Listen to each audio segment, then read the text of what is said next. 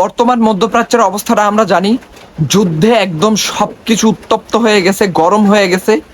তো এই মুহূর্তে আমরা কোনো আকিদাগত পার্থক্য নিয়ে আমরা কোনো মতভেদ তৈরি করব না। এই মুহূর্তে তারা শিয়া না সুন্নি এগুলো নিয়ে আমরা কোনো সময় মতভেদ তৈরি করব না। আমরা শুধু দেখব ইরান যদি ক্ষতিগ্রস্ত হয়, ইরানকে যদি বালির সাথে মিশায় দেয়, তাহলে গোটা মুসলিম জাতিটা কি বালির সাথে মিশায় দিবে। কারণ এই ইরানই একমাত্র দেশ ছিল, মুসলমান কোনো সমস্যায় পড়লে, মুসলমানের কিছু হইলে মধ্যপ্রাচ্য থেকে এই ইরানি হাক ডাক দিয়ে উঠতো, সেই একটা বড় প্রতিবাদ করত, সেই একটা হুমকি দিত। এছাড়া কেউ কিন্তু কোনো হুমকি দিত না, সবাই নিন্দা জানাইতো। তো নিন্দা জানাইলে কিছুই হয় না, প্রথমত হুমকি দিতে হয়, এরপর হচ্ছে অ্যাটাকে যাইতে হয়। শত্রুকে পরাস্ত করার জন্য, শত্রুকে দাবায় রাখার জন্য হুমকি এবং অ্যাটাক এই দুইটাই কার্যকর ভূমিকা পালন করে এবং শত্রুর ভিতরে ভয় ধরায়।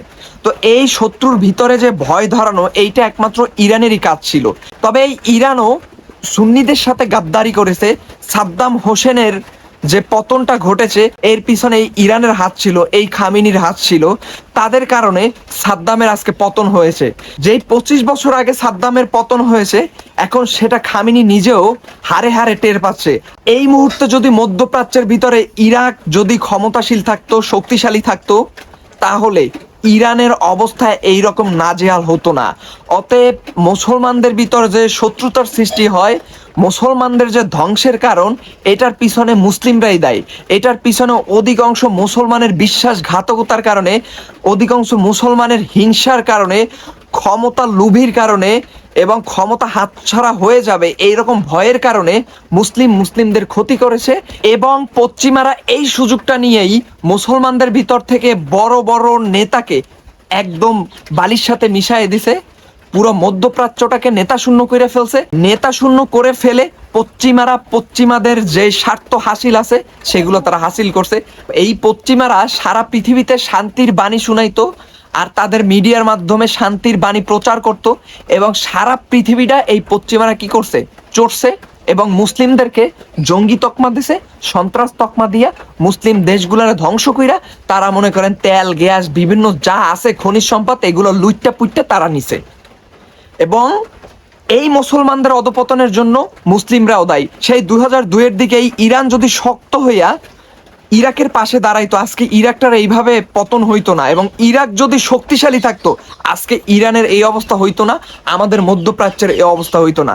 আজকে যদি গাদ্দাফি থাকতো, সাদ্দাম থাকতো, আজকে এই মরুর দখলদাররা কখনো উচ্চবাচ্য করতে পারতো না, পশ্চিমাদের জিপ টাইনা আজকে সিরা ফালান যাইতো। কিন্তু আজকে আমাদের এই রকমের জিপ টাইনা সিরা ফালানোর মতো কোনো নেতা নাই।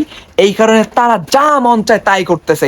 আমরা তো এই মুহূর্তে খামিনির ধ্বংস চাইতে পারি না, আমরা তো এই মুহূর্তে শিয়া সুন্নির ভেদাভেদ তৈরি করতে পারি না। আমাদের অলওয়েজ ইরানকে সাপোর্ট করা উচিত। কারণ এই ইরানকে যদি মরুর হায়না ও পশ্চিমারা মিলে বালির সাথে মিশিয়ে দেয়, তাহলে গোটা মুসলিম জাতি বালির সাথে মিশে যাবে, তাতে কোনো সন্দেহ নাই। আজকে যদি ইরানের ঘাড়ের উপর পাড়া দেয়, কালকে পুরো মুসলিম জাতির ঘাড়ের উপর পাড়া দিয়া এই মরুর হায়না ও পশ্চিমারা নাচানাচি করবে। আপনারা কিছুই করতে পারবেন না, আপনারা তখন একটা নিন্দাও জানাইতে পারবেন না। নিন্দা জানাইতে গেলেও আপনাদের গলা চেপে ধরা হবে, বালিতে পুঁতে ফেলা হবে। মনে রাখেন, আজকে ইরানের যে গাদ্দারির কারণে সাদ্দাম হোসেনকে ফাঁসিতে লটকানো হয়েছে পবিত্র দিন ঈদুল আজহার দিনে, সেম গাদ্দারি যদি আবারও হয়, তাহলে পুরো মুসলিম জাতি একদম ধ্বংসের দ্বার প্রান্তে নিয়ে যাবে। পুরো মুসলিম জাতির কোমর সোজা করে দাঁড়াতে খুবই কঠিন হয়ে যাবে, খুবই জটিল হয়ে যাবে, এত সহজ হবে না। অতএব সহজ জিনিসটাকে জটিল না করে অবশ্যই ইরানের পাশে দাঁড়াতে হবে, মরুর হায়নাদের বিরুদ্ধে রুখে দাঁড়াতে হবে, মরুর হায়নাদের একযোগে আক্রমণ চালাতে হবে।